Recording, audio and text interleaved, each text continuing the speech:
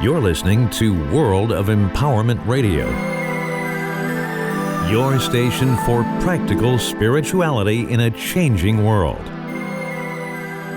And here are your hosts, Aingeal Rose and Ahonu. The summertime has arrived in the high desert of Arizona. And I'm here in the early morning on the mountainside with just a light jacket. And I'm remembering that it wasn't too long ago when I was up here in the snow and wrapped in several jackets. And it got me thinking about memory. And at the same time, I'm actually rewriting my first book called The Reincarnation of Columbus. Now, when I say I'm rewriting it, it's a thick book, 425, 30 pages, and I'm dividing it into three because there are three distinct stories in it. But why that comes up is because it's all about remembering. In that book, I am remembering the death of my first child, Ryan Columbus O'Grady. And after that book was written, I believed and felt that I had gone through a huge forgiveness exercise. It was a big cleansing. And Aingeal Rose had reminded us all through the years of how DNA is composed of history, and our memories are history. So in our DNA, in our very cells, in our very makeup, is the memory of what happened before. That was quite a shock, because here I am now, all these years later, rewriting my memories of that time. And when it comes to pain and trauma, the memories are still as potent. They're still as shocking and detailed as they were as if it happened yesterday. Now, why am I bringing this up, and why has it come up for me now? Because if it's all about forgiveness, how much forgiveness is enough? How much forgiveness is enough? I don't know. I'm here again now after 30 years and believing that I have forgiven everything again, all over. Everybody, every detail, every pain, every hurt from that incident, I believed was completely and totally absolved. And yet when I reread that book to rewrite it, I feel as if no forgiveness happened at all. Now, it could be that I didn't complete the exercise, or it could be that I didn't forgive deeply enough. But the question remains, does anybody ever forgive deeply enough? Are we capable of taking out that pain out of our cellular structure? Are we capable of rewriting the DNA so that there's only absolution, there's only total forgiveness, there's only memories of joy and happiness? I leave that question with you today. I'm going to keep writing. Blessings and bye from myself, Ahonu, and from Aingeal Rose. So I came back after making this little recording on the mountain about how much forgiveness is enough. And Aingeal Rose listened to it. And we entered into a long discussion about death and the forgiveness process and what has to happen. Have a listen to our recording and let us know what you think. I said you have to really, really want to release the belief in guilt. Okay? Because as long as you believe in guilt, guilt will always demand punishment on some level. But when I had that argument with Fred, and I heard Jesus say you could choose peace instead. Yeah. In that moment, I realized I didn't want to. I didn't want to choose peace because I was mad at him, and and then Jesus said to me, you want him to be guilty. Right, yeah. Okay? Yeah. So I had to sit there with it. But at the moment, I didn't want peace. I wanted to be right. Yeah. You know? And there's a lot in that too about my question about how much forgiveness is enough, because I think there's a lot of us don't want the full forgiveness because there's something in the drama that we're... Well, you're releasing your memories. No, but there's something in the drama that we like and we want, and there's something about conflict that makes us feel, I don't know, a victim or special.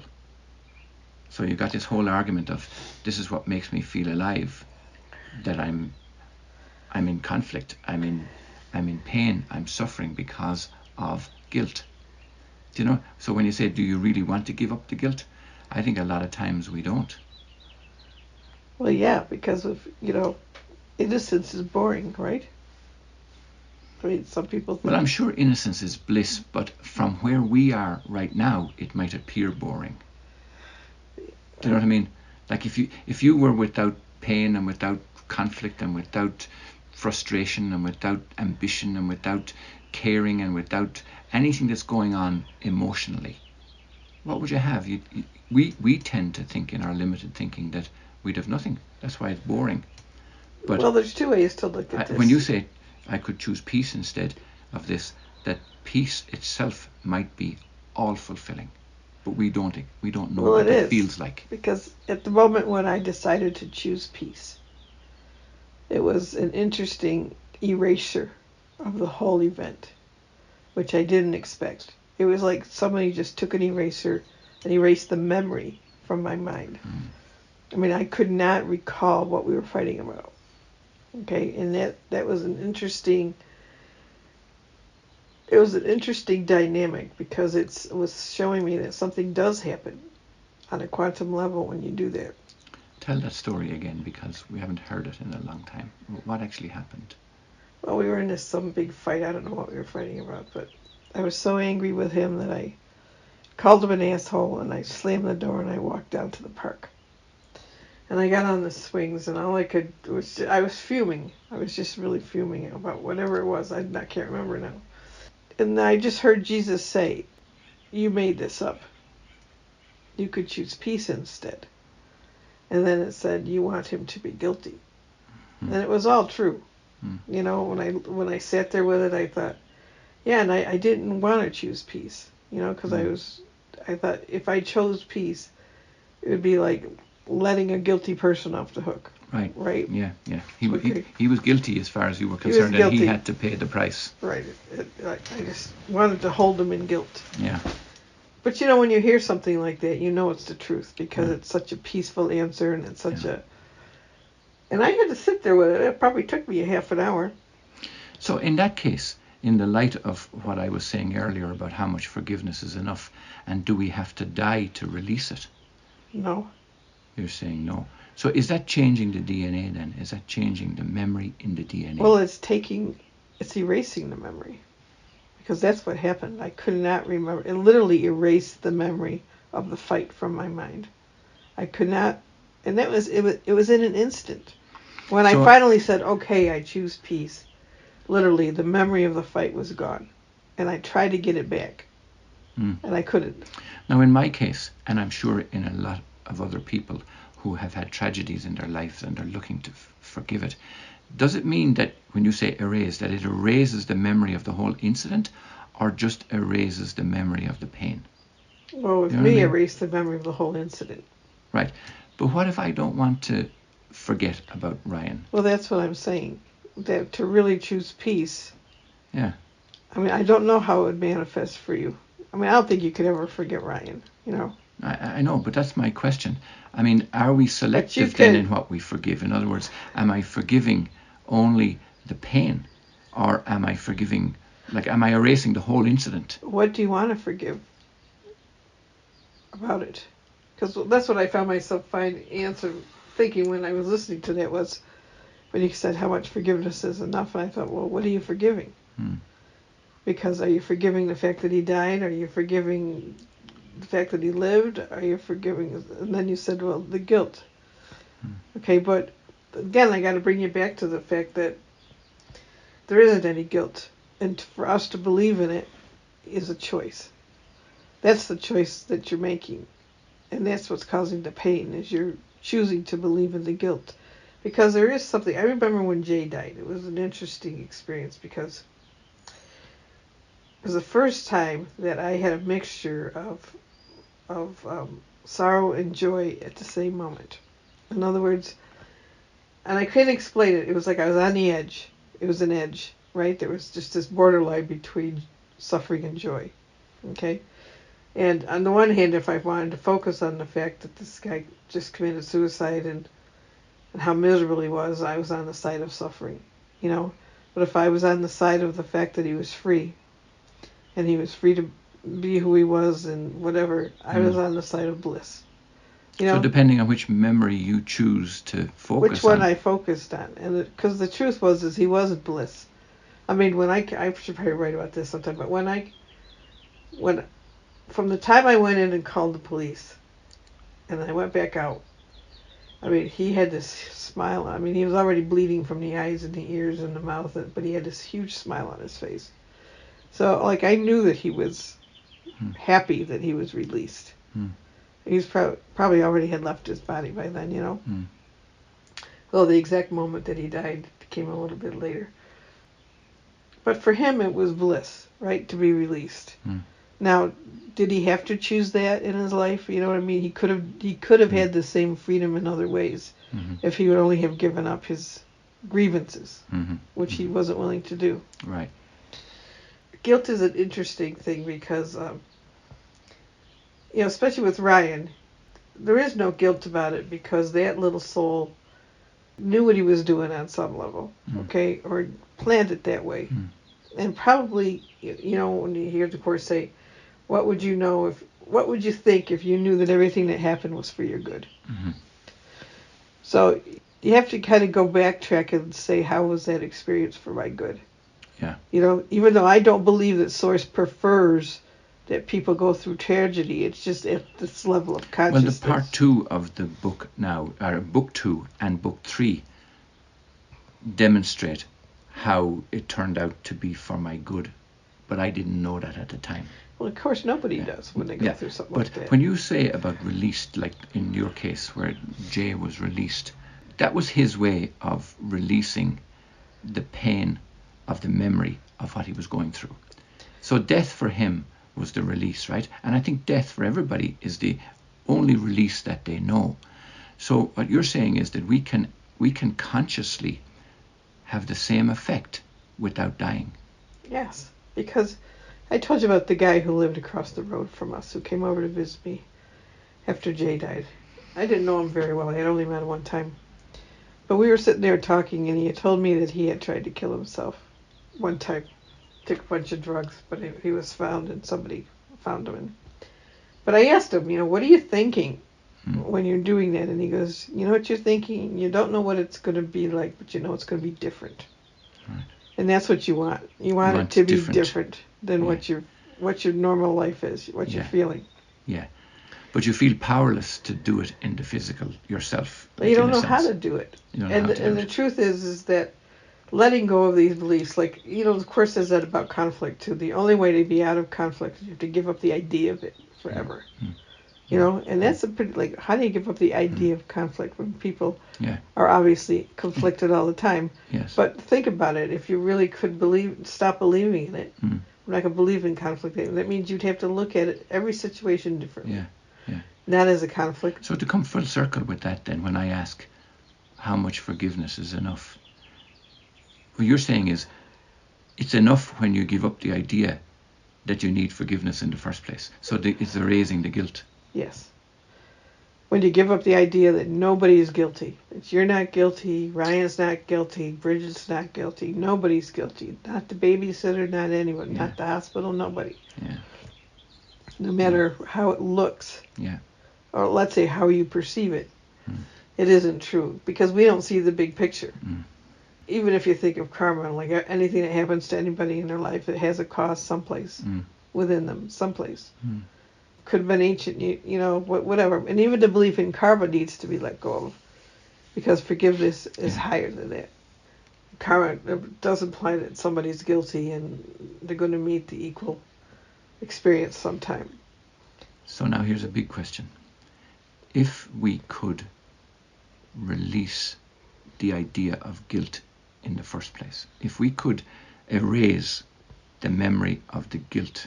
Now, I'm not talking about the memory of somebody you love. Like, I don't want to forget that Ryan lived. Right. So if I want to erase the pain that I associated with it, with his death. Is the pain because you feel guilty?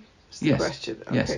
So if I want to erase that, you have to give up the belief in guilt. Give up the belief. That means you're not guilty. You can't be guilty because guilt doesn't exist. Yeah. But is that something that's just verbalized, like somebody might say an affirmation, or how do you actually experience that without dying? Much like Jay felt that dying was the only way to release himself from the guilt. Well, Jay didn't want to take responsibility for his life. Yeah. So that was he wanted out of the responsibility of Earth. Yeah. The method or the way is to do exactly what the Course says. Just choose peace. Just say, I choose peace. And what it says is you only need a little willingness. Mm. So if you can't do the whole big, you only need a little willingness to be at peace about it, you know? Right. But the other side of that whole thing is emotions. A lot in your book about how you didn't want to feel all this and you were going to be over it. And even when you were walking into the 40-foot, you know, I was just sick to my stomach listening to that whole thing. Mm. The fact that you would actually think that was a solution. Mm-hmm. But when you're in pain like that... No, I get it. You know, this is why, in some ways, I think it's wonderful for us as humans to be able to understand and be empathic with somebody who is in pain like that, and who perhaps even is considering suicide. But the other side of it is that there is another side. That there is another side, that we have to have experience of the letting go of the pain, or the releasing of it, or as you said, the erasure of it, so that we can help somebody else experience the erasure of it. Because otherwise they're going to stay in pain, and perhaps we're going to stay in pain, and we're going to find that dying is the only way out of it. Mm-hmm. Like even the thoughts that you have when he died, that we must be bad people for that to happen to us. I mean, that's still a belief in guilt, right? Yeah. I mean, all of that, from the very get-go, it started that way. You know, oh, this is happening to me, so I must be a punishment from something that I don't remember or I'm not aware of. And then you start thinking about all the things in your life that you might have done that weren't the best choices. So you have to be willing to let go of all that. Everybody, like Bridget, can't be guilty of anything. I mean, giving up guilt it's our planet's run on it. I mean, the whole thing. Just watch the legal thing between who's guilty with Johnny Depp, and the truth is there are a pair of them in it, and they had to pick one over the other, and of course they picked the popular guy. But the truth is he did not behave in a wonderful way to her either, you know? Sure. So the whole idea... They're all innocent. They're all guilty. So they're all innocent, you know, and they're all guilty at the same time, you know. So the truth is the court system is, I mean, what is it? It's just a place where guilt and innocent go back and forth with each other, and somebody decides who needs to be punished. I mean, the whole planet is based on that. Yeah. So it's a big belief system. I mean, right back from the origin of creation with the whole Adam and Eve in the garden and the original sin, and you deserve death now because you disobeyed God. You know, that's where that whole thing started, remember? Yeah. You know, the punishment for disobeying God was death. You know, you're going to die. And here people come along, you know, like Sandra, the way she would look at this whole situation when you say how much forgiveness is enough. It's better to die and get out of it. She would say, no, it's better to live forever and transform yourself and keep going to higher and higher levels of evolution until you're a master, rather than die and have an interrupt and then be born again and have to go through the same thing again. Go through the same type of stuff all over again, you know.